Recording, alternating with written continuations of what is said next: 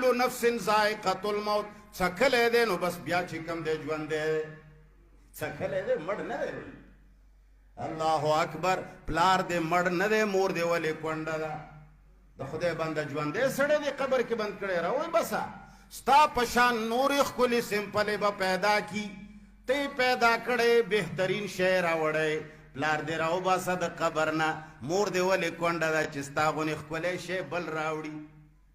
کسان ډېر شي مړه ستا غونې سمپلې چې ډېرې شي دا یو منکر حدیث منیر شاکر نومیږي د چنډخې غوندې بریتونې دي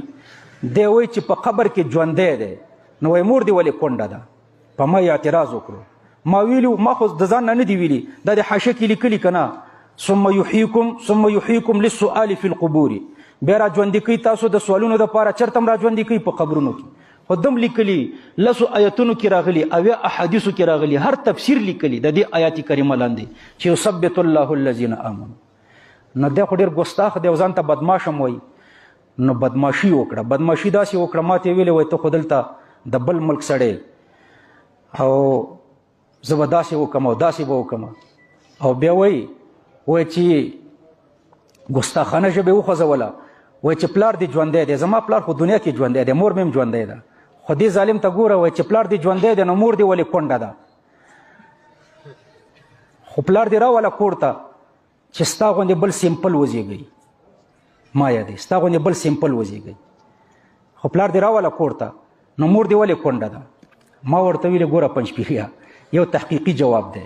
تحقیقي جواب دا دی چې پلار په بل عالم کې ژوندی دی مور بل عالم کې ژوندی ده د مور په ګېډه کې ماشوم ژوندی وي که نه ته که نه د مور په ګېډه کې یو منټ تېر که تېروی شي یو منټ ماشوم پکې نه همیشتې تېروي ته یو منټ که نرې پکې تېر که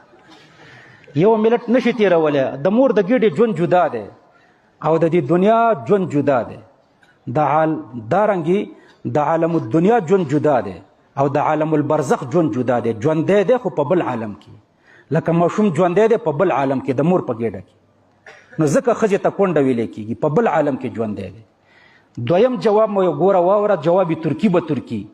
جواب ترکي به ترکي دا دی چې پنجپیریان هم دا ژوند مني خو بلې باډۍ ته مني پنجپیریان وایي دا بدن چې مړ شي روح او بدن جدا شو دا روح ځي علین ته هلته علین کې جسم مثالي دی هغې کې الله اچوي هغه ژوندی کېږي نو ما ورته ویلې چې ستا د مور دوه میړونه دي یو د دې قبر ته بوتلو یو دا روح دی په بل جسم مثالي کې واچولو هغه جسم مثالي د پنجپیري د مور میړه دی نو ستا د مور یو میړه ژوندی دی نو ما ستا مور ولې کونډه ده د هر پنجپیري د مور دوه میړونه یوې د پلار دا جسم عنصري وي یوې د پلار جسم مثالي وي نو ستا د پلار جسم مثالي ژوندی دی ستا مور ولې کونډه ده نو بس بیا بدماشي شروع کړه جواب ورسره نه و چې زه به دا وکړم امارت ته زارې شروع کړي چې دا سړی هم سم کوي که نه دا یو اعتراض دی دویم اعتراض یې دا کړی دی مخکې پاکستان کې دویم اعتراض یې دا کړی دی همدې بریتو وایي د خدای بنده چې قبر کې ژوندی کېږي نو اسپتال ته ولې وړي اسپتال کې مړ کېږي قبر کې ژوندی کېږي خو راځئ د مریضان وایي قبر ته ویسئ چې قبر کې ژوندي کېږي او اسپتال کې مړ کېږي اسپتال ته ولې وړئ نو مې ته اوس مولا شوي اسپتال ته د دې دپاره وړلی کېږي چې د عالم الدنیا نه لاړ نه شي